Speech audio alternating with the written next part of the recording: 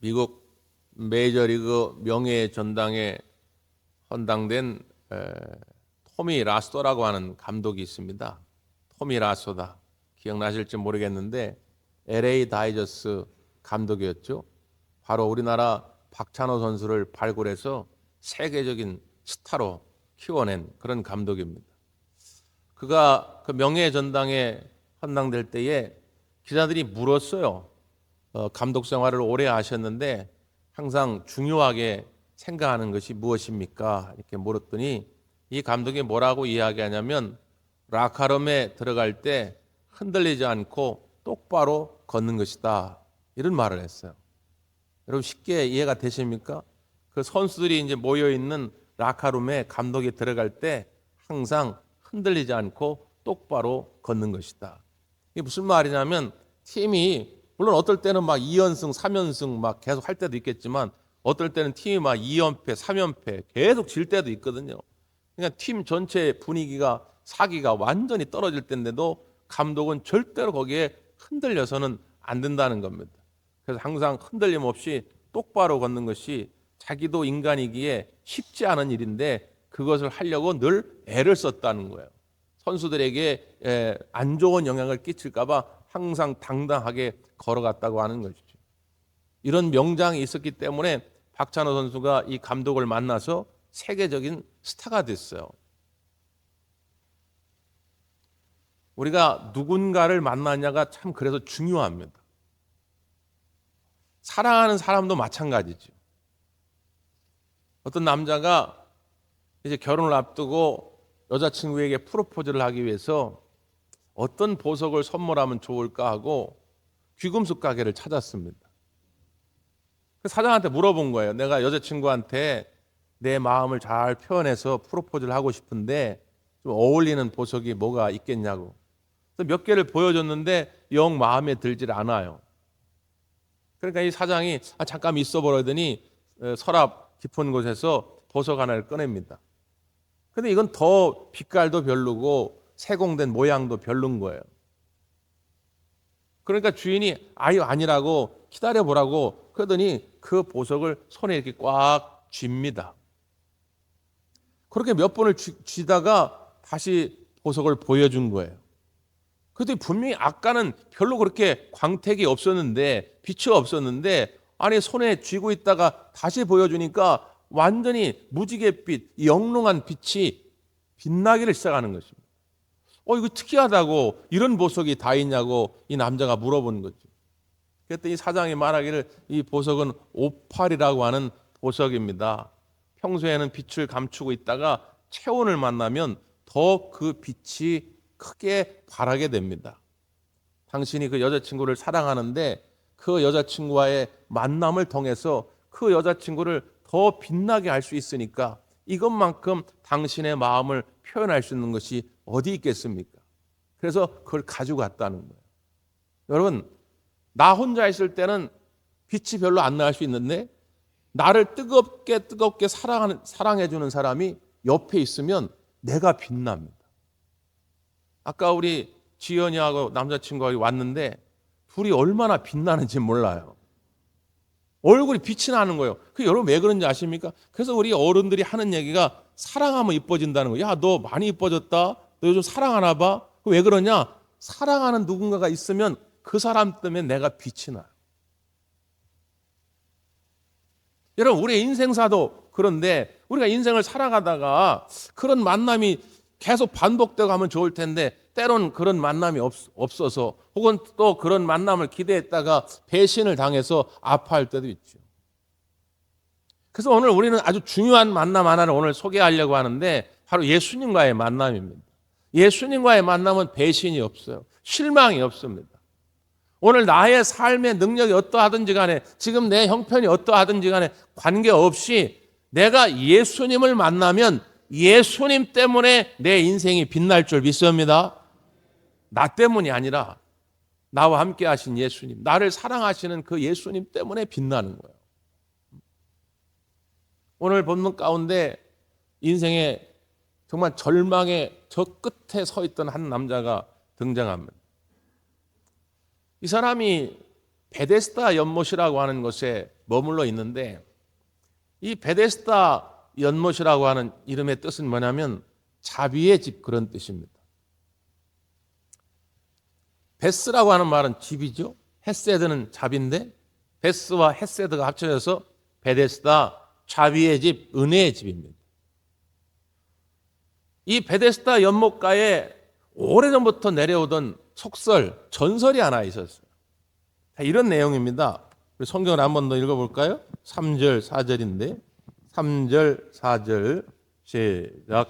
그 안에 많은 병자, 맹인, 다리 저는 사람, 혈기 많은 사람들이 누워 물이 움직임을 기다리니 이는 천사가 가끔 못에 내려와 물을 움직이게 하는데 움직이는 위에 먼저 들어가는 자는 어떤 병에 걸렸든지 낫게 되밀어라. 아멘. 여기 보면 정말 이런 일이 있는 건지 아니면 그냥 사람들의 입으로 전해 내려오는 전설에 불과한 것인지 그건 잘 모르겠는데 어찌됐든 이 베데스다 연못에 모인 많은 병자들은 이 전해 내려오는 속설을 믿고 지금 여기 와 있는 거예요. 그건 뭐냐면 천사가 물을 동하게 할 때가 있다는 거예요. 그 물이 움직일 때 그 물에 들어가는 사람은 나음을 얻는데 문제는 뭐냐면 가장 먼저 들어가는 사람이 나음을 얻는다는 거죠. 지금 이름은 자비의 집이라고 하는 이름을 가진 연못인데 물이 동할 때에는 자비가 없는 거예요. 여러분, 내가 아프면 나의 아픔이 최고 아픔입니다. 내가 지금 감기 몸살 걸려가지고 막 열이 펄펄 끓어요. 그 해열제 먹고 하루 푹 자면 날만한 병이지만 지금 당장은 내가 제일 아픈 거예요. 내가 지금 막 몸살이 나가지고 막 편도선이 붓고 막 열이 나고 그러는데 남이 무슨 말기암 환자다? 눈에 안 들어와요. 그러니까 내가 아프면 내가 제일 지금 아픈 거 아닙니까? 그러다 보니까 물이 동할 때 남의 형편을 보지 않아요. 너는 나보다 많이 아프구나. 너는 나보다 오래 아팠구나. 너는 나보다 나을 가능성이 별로 없구나. 그러니까 너 먼저 가. 이런 게 지금 여기는 없어요. 지금 우리가 살아가는 이 세상, 이 사회의 단면을 그대로 보여주는 거죠. 어떤 철학자는 그래서 말하기를 지금 현대사회는 팔꿈치 사회라 그런 말을 해요. 팔꿈치 사회. 팔꿈치는 뭡니까? 다른 사람을 치는 거죠. 야, 나보다 왜 빨리 가? 나보다 왜 멀리 가? 왜 나보다 높이 가? 그래서 다른 사람을 다 팔꿈치로 치고 그 경쟁에서 살아남으려고 치열하게 살아가는 사회가 지금 현대사회란 말이에요. 학교에서도, 직장에서도, 심지어 교회에 나와서도 그런 무거운 마음을 가지고 살아가니까 우리의 마음에 평안함이 없는 것이죠. 사랑하는 성도 여러분, 우리 하나님 앞에서는 경쟁의식을 가지고 살아가지 말고 내 형제와 이웃을 사랑하라고 하는 그 주님의 마음을 가지고 신앙생활을 할 수 있기를 바랍니다. 하나님 보실 때 여러분은 다 귀한 일꾼들이고 사랑받기 위해 태어난 존재들이니까 경쟁할 거 없어요. 근데 이 자비의 집에 와가지고 이 경쟁의식 때문에 자비를 잃어버리고 살아가는 사람들이에요. 그런 사람 가운데 우리 주님이 찾아오신 것입니다. 자, 이 사람은 한마디로 이렇게 표현이 되어 있어요. 5절, 6절 한번 볼까요? 5절, 6절 시작. 거기 38회 된 병자가 있더라. 예수께서 그 누운 것을 보시고 병이 벌써 오래된 줄 아시고 이르시되 내가 낫고자 하느냐. 38년 된 병자라만 소개되어 있습니다. 이름도 알 수가 없어요. 무슨 병인지도 알 수가 없어요. 근데 38년 됐다. 이 말 한마디에 이 사람이 지금까지 살아온 인생을 한마디로 소개할 수 있기 때문에 그런 거죠. 3, 4일 정도는 병간할 수 있어요. 3, 4달 정도는 병간할 수 있어요. 3년쯤 되잖아요. 긴 병에 효자 없다고 힘들어요. 가족도 힘듭니다. 근데 38년이에요. 그래서 이 사람 곁에 있던 친구들, 이웃들, 심지어 가족도 다 떠나갑니다. 더 이상은 돌볼 수가 없는 거예요. 자, 문제는 뭐냐면 이 38년 된 병자가 그냥 가벼운 병이 아니겠죠. 38년에 됐으니까. 에? 뭐 무좀 38년 알았다고 여기 있지는 않을 테니까 지금 중병에 처해 있습니다. 그러니까 예수님께서 그 마음을 아신 거예요. 오늘 이 본문 가운데 참 눈에 들어오는 단어는 뭐냐면 그 누운 것을 보시고 그의 고통을 아셨다는 거예요. 우리 예수님이 내가 말하기도 전에 오늘 우리의 그 고통, 그 아픈 무거운 짐을 아실 줄 믿습니다. 여러분 오늘 이 자리에 나오실 때에 교회 가가지고 기도할 때 이렇게 기도할까 하고 왔을지 모르는데 여러분 아래기도 전에 우리 주님은 이 자리에 여러분을 만나러 찾아오신 줄 믿습니다. 그 주님을 시간 만나는 게 중요해요. 그게 없으면 신앙의 감격이 없습니다. 여러분 잘 아시는 배우 차인표 씨 있잖아요. 차인표 씨가 참 선한 일을 많이 하죠. 선교하는 일도 많이 하고. 원래 그렇지는 않았어요. 그분이 MBC 공채 출신인데 사랑을 그대 품 안에 그 드라마 있잖아요. 옛날에 그걸로 소위 대박이 나가지고 대스타가 되죠.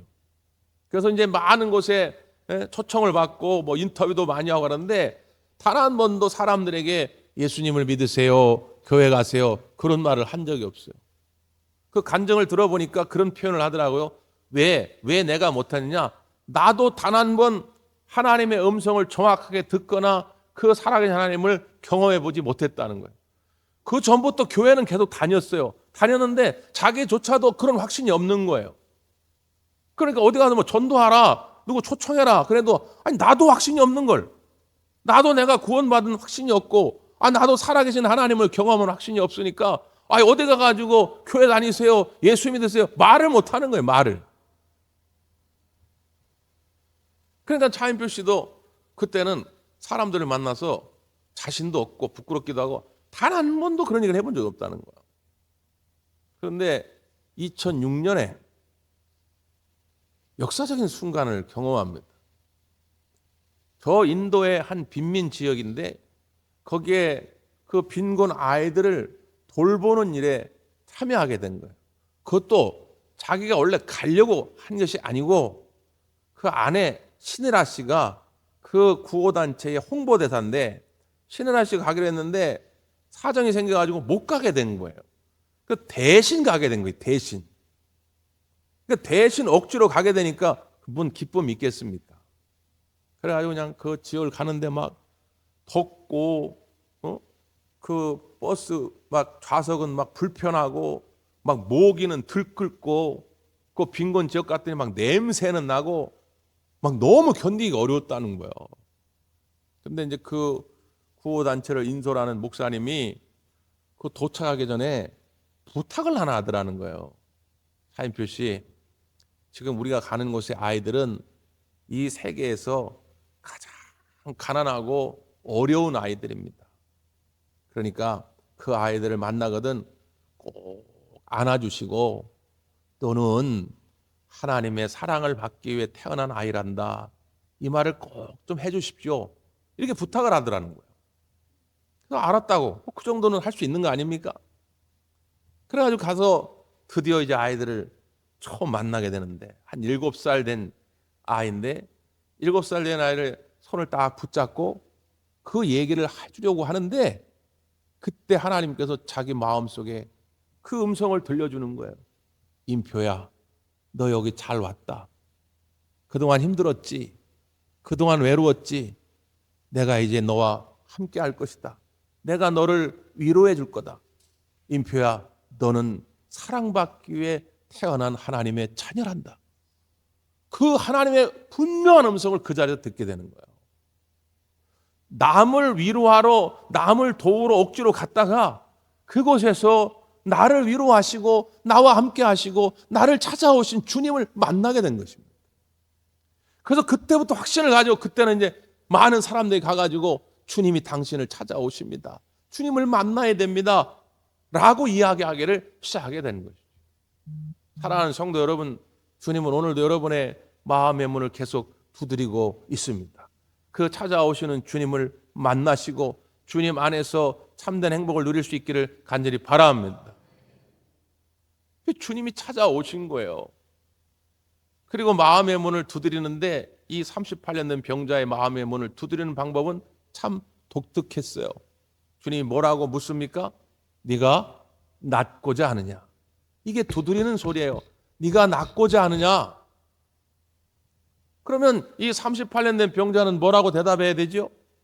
Yes, 아멘. 그렇게 되기를 원하나이다. 이렇게 얘기하는 게 당연한 거 아니겠어요? 근데 이 사람은 뭐라고 이야기합니까? 병자가 대답하되 주여 물이 움직일 때에 나를 못에 넣어주는 사람이 없어 내가 가는 동안에 다른 사람이 먼저 내려가나이다. 이렇게 얘기합니다. 그러니까 이 사람 마음속에는 어떤 마음이 있느냐? 지금 베데스다 연못가 있긴 있는데 에휴 물이 동한다고 해가지고 내가 제일 먼저 들어갈 수 있겠어? 물이 동해서 내가 들어간다 한들 나을 수 있겠어? 누군가가 나를 도와주기나 하겠어? 온갖 지금 부정적이고 절망적인 생각으로 가득 차 있는 것입니다. 여러분도 그냥 남의 일로 여길 때는 야, 뭐 그 정도가 이렇게 힘들어해. 힘 좀 내봐. 긍정적인 생각을 가져 할지 모르지만 이것이 반복되고 38년 동안 그렇게 되면 사람은 완전히 좌절적인 생각들로 채워질 수밖에 없죠. 주님은 이 마음을 깨트리고 싶은 거예요. 네가 낫고자 하느냐? 이 아침에도 우리에게 묻는 것입니다. 네가 구원받고자 하느냐? 네가 사랑받고자 하느냐? 네가 회복되고자 하느냐? 네가 일어나고자 하느냐? 네 인생 홀로 걸어갈 때는 힘들었지만 지금 내가 여기 있는데 내가 너와 함께 할 것인데 예수님을 만난 인생에게 주님이 묻는 거예요. 예수님을 만났으니 너에게 다시 희망이 있느냐 그 말이죠. 오늘 우리에게 이 물음을 던지는 주님 앞에서 여러분 어떻게 대답하시겠습니까? 주님, 내가 낫기를 원합니다. 주님, 내가 회복되기를 원합니다. 우리의 가정도 회복되고 우리의 사업장도 회복되고 우리의 삶이 회복되기를 원합니다. 간절히 소망하는 여러분 되시기를 바랍니다. 이게 쉬운 것 같지만 참 어려운 영적 전쟁입니다. 사탄은 끊임없이 우리에게 절망을 심거든요. 여러분 기억하실지 모르겠는데 2010년도에 칠레의 산호세 광산에서 광부 33명이 매몰되는 사건이 있었습니다. 역사적으로 최장 기간을 기록하죠. 69일 동안 매몰되었다가 구조가 되는데 기적적으로 33명 모두가 다 구조되는 그런 일이 있었습니다. 이게 뭐 우리나라뿐만 아니라 전 세계에 생중계됐잖아요. 저도 그때 그 광경을 봤는데 그때 맨 마지막 33번째로 나온 사람이 그 팀장, 그 작업 팀장이었습니다. 그의 이름이 뭐냐면 루이스 우르수아라고 하는 사람이에요. 루이스 우르스라고 하는 사람이 딱 마지막 나오니까 그 바깥에서 노심초사 기다리는 칠레 대통령이 그를 향하여 위대한 캡틴이다 이런 표현을 써요. 그 33명이 69일 동안 매몰되어 있을 때 오늘 이 팀장이 그들을 격려하고 그들을 이렇게 세웁니다. 어떤 사람에게는 요리 담당, 어떤 사람에게는 레크레이션 담당, 어떤 사람들에게는 기도 담당, 막 역할을 분담해가지고 하게 되는데 가장 중요한 것은 뭐냐면 그들을 향해서 이렇게 외쳤다고 그러죠. 여러분, 여기 있는 것은 우리가 33명이지만 33명만 있는 것이 아닙니다. 여기에는 34명이 있습니다. 그 한 분은 우리 주님이십니다. 주님이 우리와 함께 하십니다. 주님이 우리를 분명히 살려주실 것입니다. 계속해서 이 광부들을 독려했다는 거죠. 왜냐? 거기서 소망이 꺾이면 희망을 잃어버리면 모든 것이 끝납니다. 먹을 것이 없어서 사람이 죽는 게 아니고 딱 소망이 끊어지는 순간 모든 걸 그냥 다 내려놓게 됩니다. 이제 더 이상 우리는 가망이 없다. 그때 당시 모든 전문가들이 그들이 살아나올 가능성은 단 2%밖에 안 된다고 그랬거든요. 만약 광부들도 그런 마음 가지고 싶다면 69일을 버틸 수가 없습니다. 그런데 이 팀장이 계속 독려한 거예요. 그래서 그들 마음속에 소망을 심어 주었더니 그들이 그 주님이 내민 손을 붙잡고 견뎌낼 수 있었던 것이죠. 지금도 마찬가지입니다. 여러분 마음에 지금 어떤 절망적 좌절한 그런 생각이 있을지 모르지만 다시 오늘 이 주님의 음성을 듣고 소망 가운데 일어서기를 바랍니다. 내가 낫고자 하느냐. 이게 오늘 나를 향한 물음이다 그 말이에요. 그래서 주님이 명령합니다. 자, 그다음 8절이죠. 8절 9절 시작. 예수께서 이르시되 일어나 내 자리를 들고 걸어가라 하시니 그 사람이 곧 나와서 자리를 들고 걸어가니라. 이날은 안식일이니. 일어나 내 자리를 들고 걸어가라 말합니다. 이 사람이 그동안 하기 싫어서 안 한 건 아니거든요. 그런데 주님은 그런 거 아랑곳하지 않고 일어나! 네 자리를 들고 일어나 가라 명합니다. 그때 그가 나음을 얻고 그 자리를 들고 가게 됩니다. 여러분 주님은 우리를 향한 늘 이 행복 명령뿐입니다. 주님이 우리에게 하시는 모든 명령은 우리를 행복하게 하기 위한 명령이라 그 말이에요. 수고하고 무거운 짐진 자들아 다 내게로 오라. 내가 너희를 쉬게 하리라. 주님의 명령이며 주님의 초청 아닙니까? 주 예수를 믿으라. 그리하면 너와 내 집이 구원을 얻으리라. 이게 명령이지만 우리를 행복의 길로 인도하는 명령 아닙니까? 구하라. 그러면 얻을 것이다. 찾으라. 그럼 찾을 것이다. 두드리라. 그러면 열릴 것이다. 여러분 이 모든 명령이 우리의 행복을 위한 명령 아닙니까? 가리지 마십시오. 주님의 명령이 내 기분, 내 감정에 맞으면 받아들이고 안 맞으면 버려버리고 이렇게 하지 마시고 주님의 모든 명령은 나의 행복을 위한 명령임을 여러분 기억하시고 주님의 명령 앞에 순종함으로 말미암아서 오늘 이 사람에게 일어났던 이 놀라운 기적이 여러분에게도 일어나기를 간절히 바랍니다. 기도하겠습니다.